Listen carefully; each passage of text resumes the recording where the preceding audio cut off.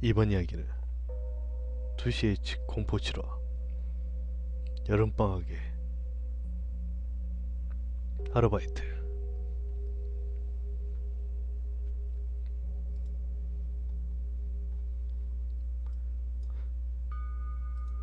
작년 여름방학에 아르바이트를 했던 때 이야기다. 작년 여름방학 직전 나와 친구 A, B는 학교 게시판을 살피고 있었다. 그런데 그중 이상한 아르바이트의 모집 광고가 있었던 것이다. 그 내용은 일당 8,000엔, 피서지에 있는 별장으로 이사하는 작업, 3박 4일로 숙박 포함, 식비와 교통비는 별도로 지급함 이라는 것이었다. 나는 오! 야 이거 괜찮지 않냐? 라고 묻자 A는 전단지 지대로면 그 별장에서 묵는 거겠지? 야 편할 것 같은데 전화 한번 해볼까? 라고 대답했다. 그리고 B 역시 야! 피서지에서 지내면 똥까지 받을 수 있다니 괜찮네! 라고 동의했어. 우리는 그리 깊게 생각하지 않고 전화를 걸었다.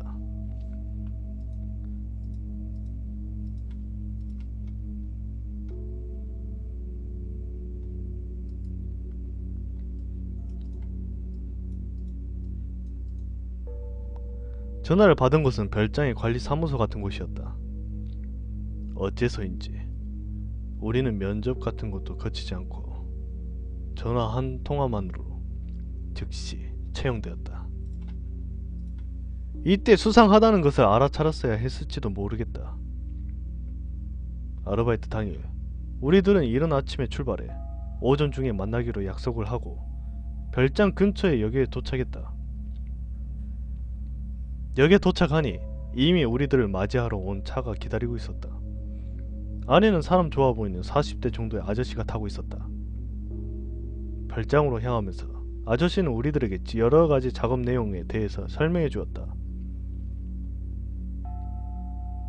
대충 기억을 떠올려 보자면 장소는 피서지에서 약간 떨어진 곳에 있는 두 채의 별장이라는 것이었다. 건물이 노후되고 입지가 영 좋지 않아서 주인이 찾지 않게 되고 어차피 살 사람도 없을 것이라고 생각을 해 헐어버릴 예정이라고 한다. 그 안에 물건을 모두 옮겨내며 집을 쉽게 허물 수 있게 도우는 것이 우리의 일이었다. 덧붙이자면 짐을 옮기기 위해 매일 저녁 벤이 오지만 작업차 자체는 우리들 3명만 하기로 되어 있었다. 식사는 그 벤에 실어서 매번 가져다 줄 테니 걱정할 필요 없다고 하며 별장은 두 곳 모두 전기, 가스, 수도까지 연결되어 있다고 했다.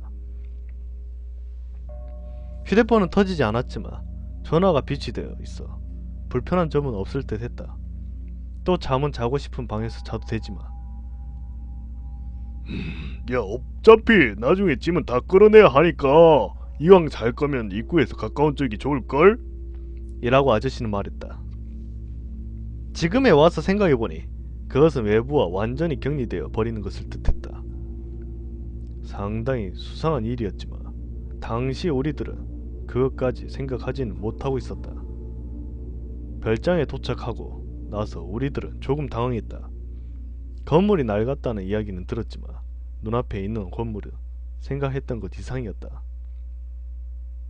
두 채 모두 큰 건물로 보통 집과 별 다름없는 크기에 통나무 집 같은 느낌이었다. 하지만 나무 벽은 거무스름해져 있었고 해가 비치지 않는 곳이 있어 건물 밑에는 이끼가 가득 있었다. 게다가 정원은 몇 년이나 방치한 것인지 완전히 황폐해져 있었다.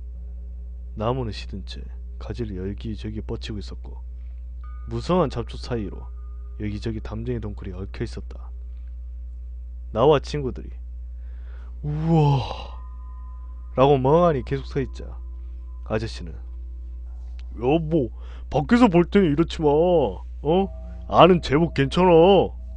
라면서 가까운 건물부터 내부 소개를 시작했다. 다행히도 아저씨의 말처럼 밖과는 달리 건물 안은 꽤 깔끔했다. 누구가 먼저 조금 정리를 하고 있었던 것인지 현관을 들어서자. 옆에 선반에 골판지 상자가 여러 두어져 있었다. 하지만 그 이외에는 그다지 걱정할 만한 것도 없었고 별장이라고 해도 평범한 집과는 별로 다르지도 않다고 생각하며 계속 안내를 받았다.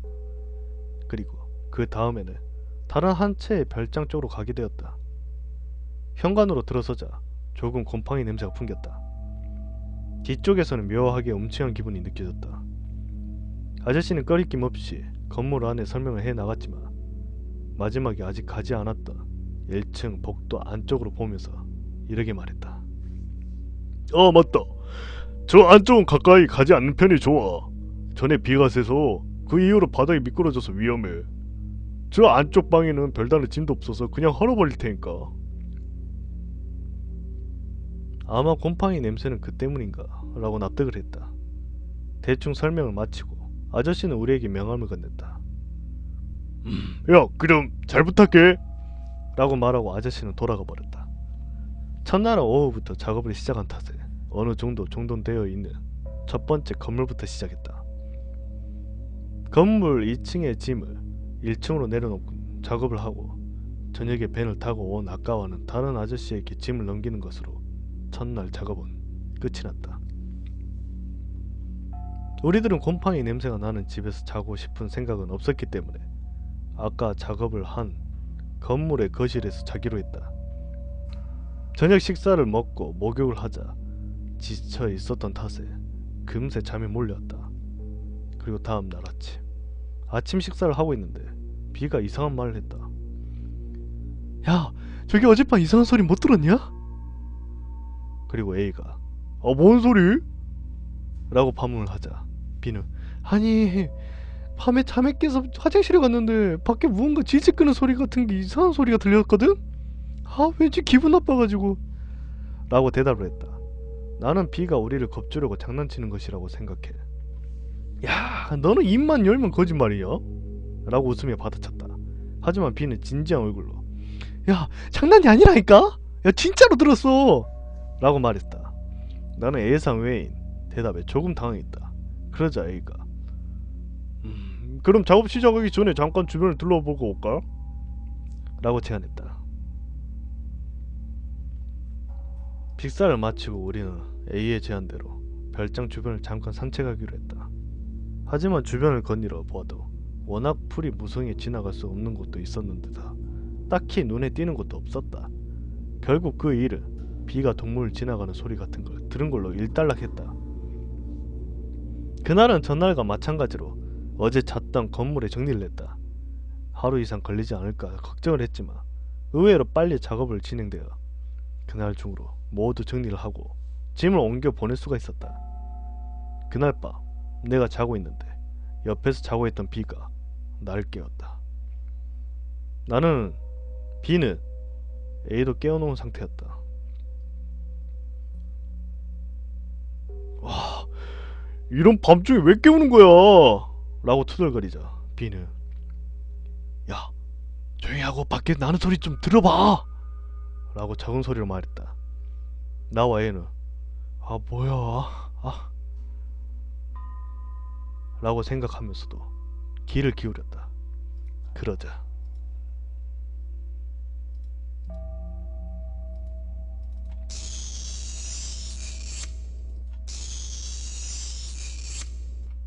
하고 무언가를 질질 끄는 것 같은 소리가 들려왔다. 나와 A는 서로 마주보고 B에게 뭐야 저거? 라고 물었다. 하지만 낸들 아냐? 야, 그러니까 깨운 거 아냐? 라는 대답만 돌아왔다. 동물 소리라고 보기에는 무언가 지나치게 규칙적이었다. 저런 소리를 내는 동물은 도저히 짐작조차 할 수가 없었다.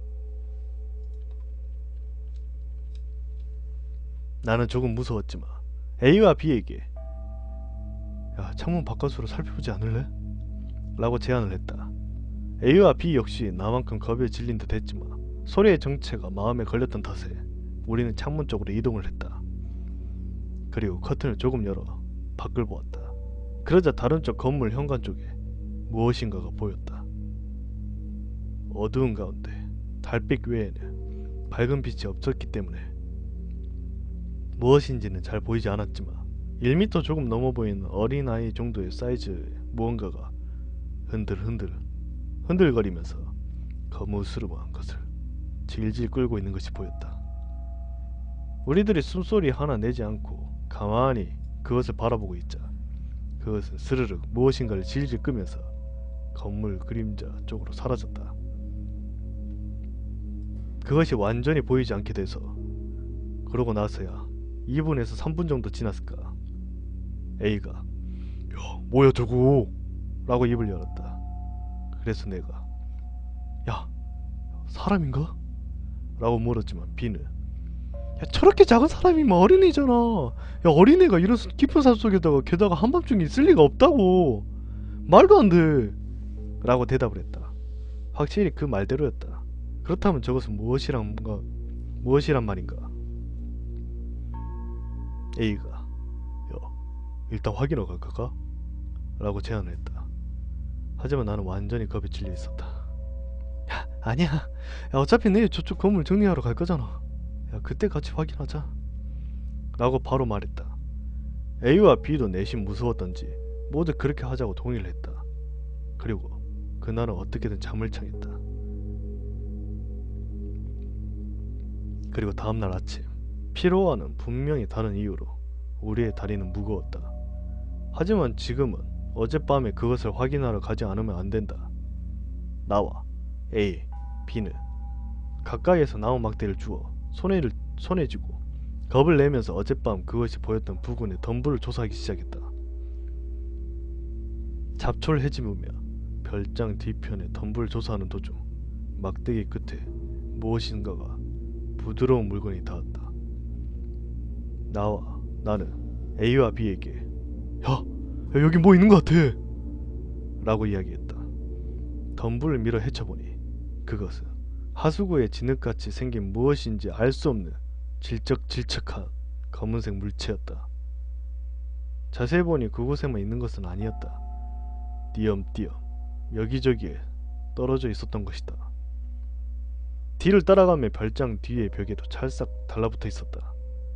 게다가 그 물체의 흔적을 따라가 보니 정말 별장 마루 밑쪽까지 자국이 계속되어 있었다. 그렇지만 그 이상 이상한 것은 없었다. 마루 밑쪽도 살펴봤지만 입구 부근에 그 질척질척한 물체가 있는 반면 안쪽에는 없는 것 같았다. 나도 A도 B도 왠지 조금 기대하고 있었던 것이 빗나갔던 것인지 힘이 빠진 느낌이었다. 우리는 결국 어딘지 꺼림직한 느낌을 가지고 이사 작업을 계속하기로 했다. 그리고 오후가 되고 2층 부분이 슬슬 정돈되기 시작해서 조금 쉬자고 B가 말을 꺼냈다. 그러자 1층에 있던 A가 야, 잠깐 이쪽으로 좀 와볼래? 라고 우리들을 불렀다. 1층에 내려가 보니 A는 전에 비가 새서 바닥에 곰팡이가 피고 있다던 복도의 앞 근처에 서 있어 우리들을 손짓으로 부르고 있었다. B가 야, 왜 그래? 무슨 일 있냐? 라고 묻자 A는 야, 이 안쪽에서 뭔가 부석거리는 소리가 나는데? 야, 뭔가 있는 걸까? 어제 그거라면 그거 아니야? 어제? 라고 정색을 하고 말했다. 나는 순간 오싹했지만 겁내고 있는 것을 들키기 쉽지 않았기 때문에 야, 그럼 확인해볼까? 라고 제안하고 가고 싶진 않았지만 복도 안쪽으로 걸어가기 시작했다. 그러자 안쪽으로부터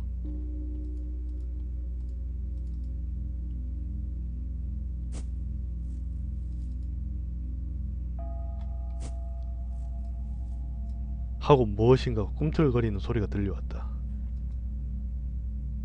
우리는 모두 굳어 있었다. B가 겨우 야, 동물이라도 안에 들어가 있는가 보지 라고 전혀 자신이 없는 것처럼 말했다. 하지만 어제의 일도 있으니 정말 무서웠다. 그렇지만 공포와 더불어 확인을 하고 안심하고 싶다는 기분도 공존하고 있었다. 그래서 우리는 용기를 쥐어짜서 어둑어둑한 복도 안쪽으로 들어가 보기로 했다.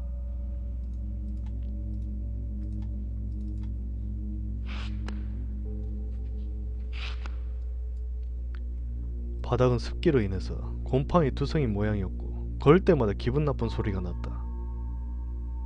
거기다 안쪽에서 들려오는 바삭거리는 소리도 사라질 기미가 보이지 않는다. 그래도 우리는 용기를 내서 앞으로 나아갔다. 그리고 복도의 안쪽에 어두운 곳, 그 소리를 낸 것이었다. 그것은 배 부분에서 피를 콸콸 흘리고 있는 고양이였다. 아직 희미하게 숨이 붙어있는 모양인지 발버둥을 치고 있었고 거친 주변에 다리가 부딪혀 소리가 나고 있던 모양이었다.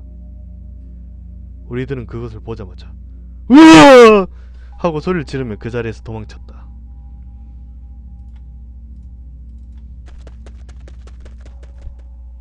별장 밖까지 도망치고 한동안 멍하게 있었다.